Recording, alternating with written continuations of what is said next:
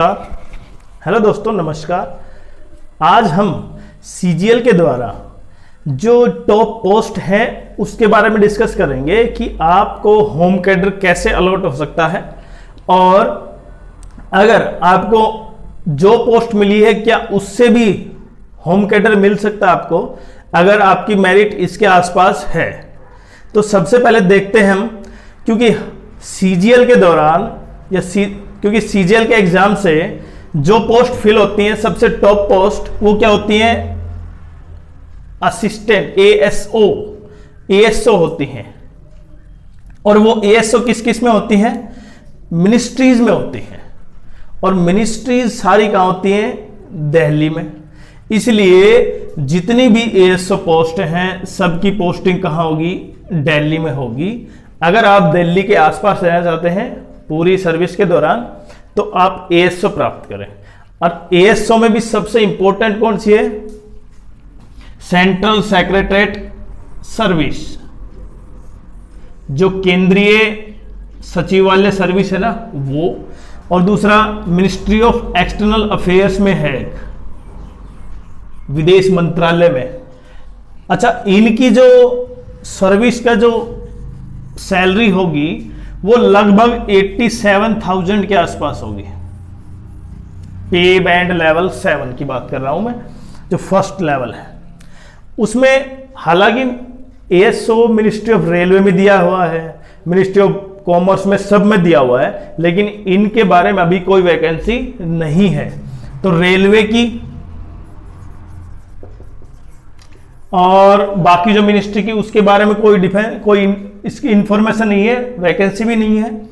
केवल किसकी है? मिनिस्ट्री ऑफ एक्सटर्नल अफेयर्स, विदेश मंत्रालय की, और सेंट्रल सेक्रेटरीट सर्विस में है, और इंटेलिजेंस ब्यूरो में भी है। तो इनकी क्या होगी सैलरी? लगभग 87,000। इंटेलिजेंस ब्यूरो में क्या हो सकता है आपको? पैन इंडिया हो सकता है, ट्रांसफर कहीं भी हो सकता है। लेकिन अगर आप इनमें है, मिनिस्ट्री ऑफ एक्सटर्नल अफेयर्स में है, तो आपको विदेश जाने का भी मौका मिल सकता है। लेकिन आपको वो ऑप्ट करवाएंगे जाना चाहते हैं नहीं जाना चाहते। और अगर आप विदेश जाते हैं तो लगभग 4 लाख के करीब आपकी सैलरी हो जाएगी दूसरे देश में। सीएसएस, सेंट्रल सेक्रेटरीट सर्विस, ये क्या होगी? केवल ऑफिस वर्क के लिए, आपको पब्लिक डीलिंग नहीं होगी, आपसे बिल्कुल पब्लिक डीलिंग नहीं होगी, आप केवल ऑफिस वर्क करेंगे। वो भी सैलरी कितनी होगी? लगभग 87,000। ये पे बैंड बी में आता है। अब ये असिस्टेंट के आगे हम जितनी भी पोस्ट को देखेंगे, इनमें लगभग 330 से 350 के बीच मेरिट जाएगी। और 330 और 350 मतलब बहुत अच्छे मार्क्स, बहुत ज्यादा अच्छे मार्क्स होने चाहिए, तभी होगा। उसके बाद देखते हैं हम पेमेंट लेवल में ही जो असिस्टेंट के अलावा अब आपको होम कैडर मिल सकता है। कहां पे? इन पोस्टों में। अब होम कैडर में कैसे मिलेगा?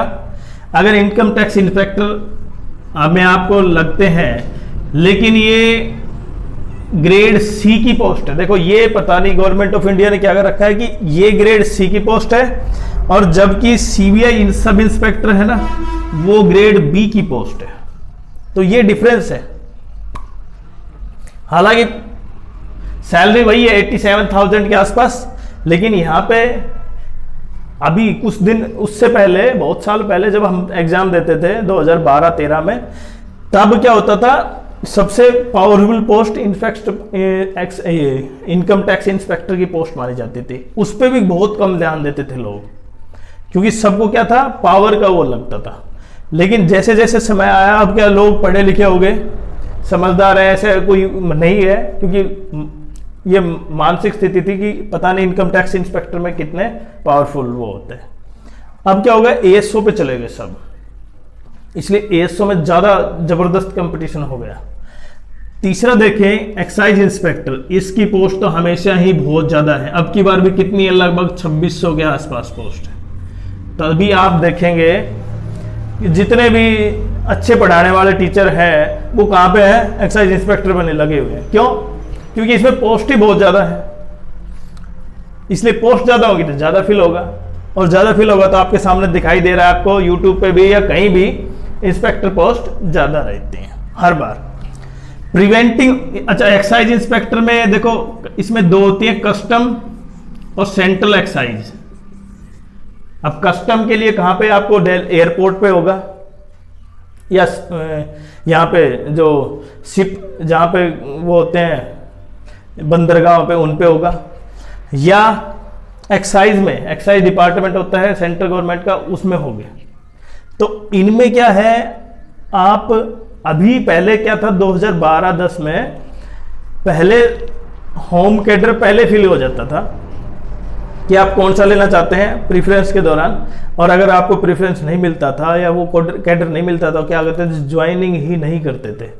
तो 2012-13 के बाद सिचुएशन गवर्नमेंट के सामने ये आई कि इतने लोगों ने एग्जाम दिया, क्वालिफाई किया, हो गया सिलेक्शन, लेकिन ज्वाइन नहीं कर पाए। क्यों? क्योंकि उनको होम कैडर नहीं मिला। उसके बाद 13-14 में क्या किया गवर्नमेंट ने, कैडर अलॉट करने बंद कर दी। अब वो कैडर बाद में देगी।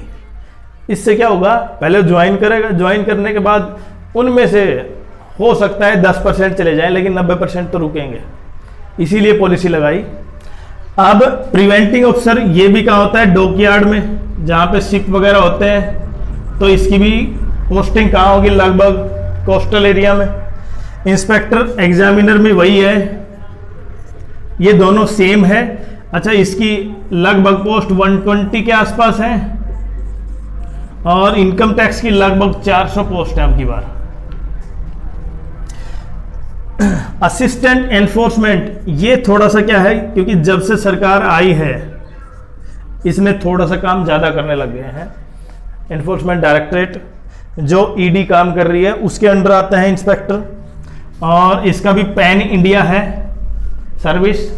आपको कहीं भी जवा हो सकता है, कहीं भी जाना पड़ सकता है। अगली है inspector of post, post office में। ये क्या होता है कि आपका जो अंडर जो क्लरिकल स्टाफ है या जो भी पोस्ट ऑफिस है उसमें एग्जामिन करना होता है। ये एक बिल्कुल शांत पोस्ट है, आप काम करें, आराम से चेक करते रहें। Inspector CBN, central board bureau of narcotics, narcotics से संबंधित है ये। और अगली आपको पता ही है सीबीआई, जिसका देखो सब इंस्पेक्टर है, और ये इंस्पेक्टर है तब भी ये सी में है, ये बी कैटेगरी। ये बड़ी डायनेमिक पोस्ट है, इसके लिए आपको फिजिकल इफिशियंसी इनमें स्पेशल चाहिए, क्योंकि आपकी जो ट्रेनिंग होगी वो काफ़ी अच्छे डायनेमिक पोस्ट टाइप है। क्योंकि इसका पैन इंडिया हो सकता है, आपको कहीं भी किसी केस के लिए ट्रांसफर के लिए जाना पड़ेगा, कभी भी जाना सकते हैं।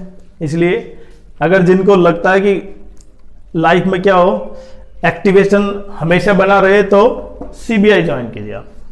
लेकिन वो जो उनका पेपर अच्छे ढंग से पास है, वो अब जिसको जो मिल रही है वो कर लेता है, वो एक अलग चीज़ होगी। लेकिन किसी का पैशन होता है जो चीज़ करने का, आप फिर उसी में जाते हैं। अब लेवल 6 में आ रहे हैं हम। अच्छा, इनमें तो क्या हो सकता है, होम कैडर अलॉट हो सकते हैं। अगर आप साउथ इंडिया से हैं, दक्षिण भारत में तमिलनाडु में हैं, तो आप इनमें अच्छे ढंग से अपना होम कैडर अलॉट कर सकते हैं और अच्छे ढंग से रह सकते हैं।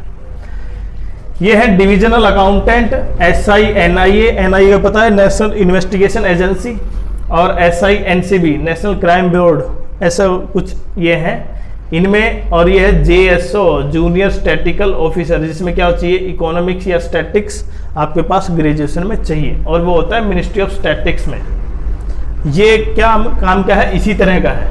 और जब मिनिस्ट्री ऑफ स्टैटिक्स में हो गया तो ये भी लगभग दिल्ली के आसपास ही रहेगा, दिल्ली में ही रहेगा। उसके बाद लेवल 5 है ऑडिटर, कैग में असिस्टेंट, ये है लगभग, कैग का मतलब comptroller and auditor general of India, ये हर स्टेट में होता है, उस स्टेट का लेखा जोखा चेक करने के लिए। लेवल 4 में टैक्स असिस्टेंट, और ये आते हैं। तो हमने देखा कि जितनी भी पोस्ट हैं उनमें सबसे ज़्यादा क्या है, एक तो एक्साइज इंस्पेक्टर, दूसरी अब इनके लिए लगभग मेरिट के आसपास, तो सबसे ऊपर क्योंकि एएसओ है तो उसके लिए मेरिट 330 से 350 के बीच। ये बहुत ज़बरदस्त कंपटीशन है इन्हीं के बीच, क्योंकि वो पूरी सर्विस के दौरान दिल्ली में ही रहेगा, और जिसको दिल्ली आसपास के लोग हैं वो यही प्रेफर करेंगे। बाकी पोस्टों में आपका ट्रांसफर हो सकता है, या किसी विशेष उद्देश्य से इधर उधर जा सकते हैं, डेपुटेशन पे भी जा सकते हैं, लेकिन मेनली आपका ट्रांसफर जो कैडर अलॉट है वही रहेगा आप 2 साल या 4 साल किसी पोस्ट से डेपुटेशन पे जा कर वहाँ पे सर्विस करके फिर आ सकते हैं। इनमें सबसे अच्छी पोस्ट है inspector of post, post office की, जिसमें कुछ बिल्कुल शांत की पोस्ट है, आप आराम से, इसमें कोई भागदौड़ वाला कोई काम नहीं है। और जिसको डायनेमिक चाहिए वो क्या है, CBI, central bureau of investigation, जो आजकल अपना काम बहुत तेजी से करने लग गई है। खासकर CBI और एनफोर्समेंट डायरेक्टरेट है ना, उसमें भी असिस्टेंट लगते हैं, वो भी इंस्पेक्टर लेवल के ही होते हैं। यहाँ पे इन सब की सैलरी कितनी है, 80,000 के आसपास।